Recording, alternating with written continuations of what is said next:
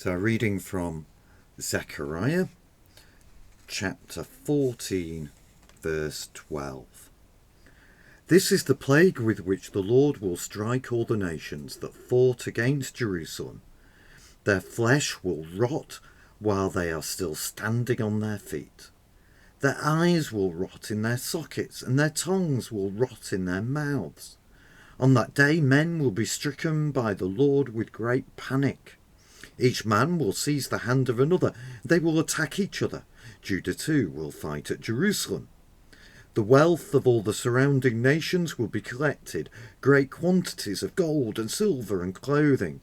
A similar plague will strike the horses and mules, the camels and donkeys, and all the animals in those camps.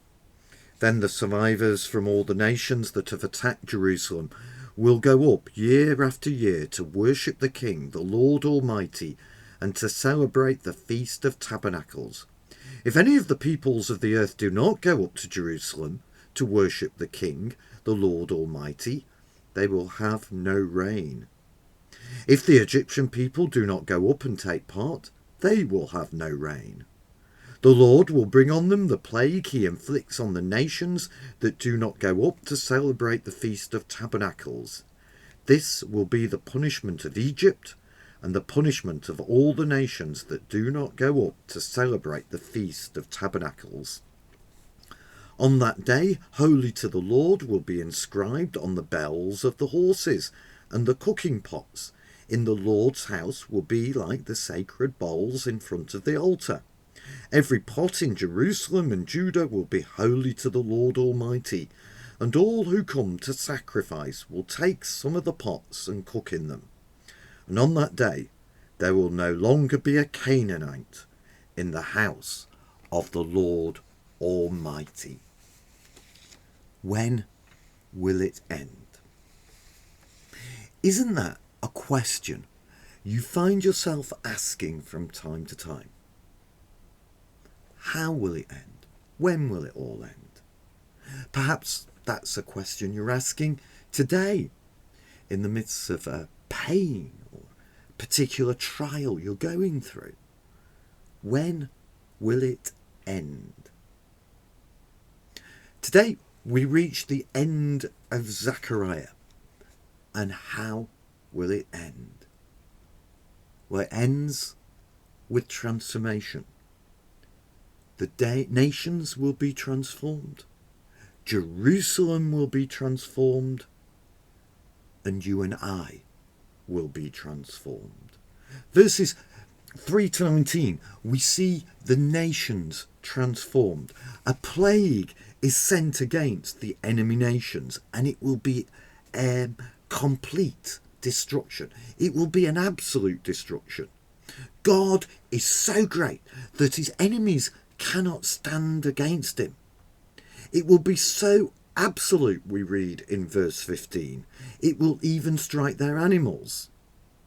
That's symbolism, by the way, simply to show how complete it will be. It's going to cause great panic amongst the nations. Now remember, the phrase the nations is symbolism for all who stand opposed to God's people. And while they're falling apart, God's people will unify. So on that great last day, as God pours out his wrath on those who oppose his church, as we heard last time, as God leads his people into battle and provides an escape route for his people, his church, his people will unify. All those years of division and bitterness will go. It will be a time of great reversal. The nations fall apart. God's people unify. Those who had plundered God's people will now themselves be plundered. The last day will bring a great turnaround. So last time we saw the new creation, light coming in the evening. Now a great transformation. But, and here's the surprising thing, the nations will not be totally destroyed. You see, God actually doesn't want to destroy those who oppose him. He longs for the whole world, everyone, to worship him. And isn't this wonderful that some of those fighting against the church will become worshippers, we read. You see, God longs to bring salvation to everyone. God's kingdom is open to all. If only they would turn from their ways. You see, our God is a patient God. But then there's another final warning. Verse 17. That those who still refuse to worship him will experience drought. Now, rain is another symbol. Rain is a symbol that pictures God's blessing. So this is saying that all of God's blessing will be withdrawn from those who oppose him. That's what's behind the reference to Egypt in verse 18. Egypt is symbolic of those who stand against God on the last day. God's blessing will be withdrawn. Now, just for a moment, just stop and think what God's blessing is. And in this term, it's referring to God's, what we call God's general blessing. So that's things like the sun rising every day, the rain providing water for the land to produce crops, to produce food. It's what's available to everybody, part of creation. So God says he's going to withdraw all that. You see, our God is a patient God. He longs for all to turn to him. He gives them and us countless chances to turn to him. So let's pray for those who we know and love, that they would turn to him before that last battle, before that final day, that unique day that's only known to him, before he withdraws his blessing. So that's the nations transformed, i.e. those who oppose God. Then verses 20 and 21, Jerusalem transformed. Now the sort of city of Jerusalem, as we read in this text in Zechariah, it's a symbol, isn't it? It's a symbol of God's new city where he is present, what we are all part of. Well, it says the city of Jerusalem will be one massive sanctuary, and there won't be a Canaanite in it. Again, it's symbolism. Saying is that Jerusalem, this new city, this new creation of God's, will be forever free from sin. Sin caused by outsiders in her midst. In a physical sense, for the people of Zechariah's time, it was a promise that the Canaanites will be removed. The Canaanites were renowned as traders. So the ultimate sign of the purity of Jerusalem, the purity of that new Jerusalem, that heavenly home that we're all going to, is there will no longer be any traders in the Lord's house. Remember Matthew chapter 21. Jesus entered the temple courts and drove out all who were buying and selling there. He overturned the tables of the money changers and the benches of those selling doves. It is written, he said, my house will be called a house of prayer, but you're making it a den of robbers. Jerusalem transformed.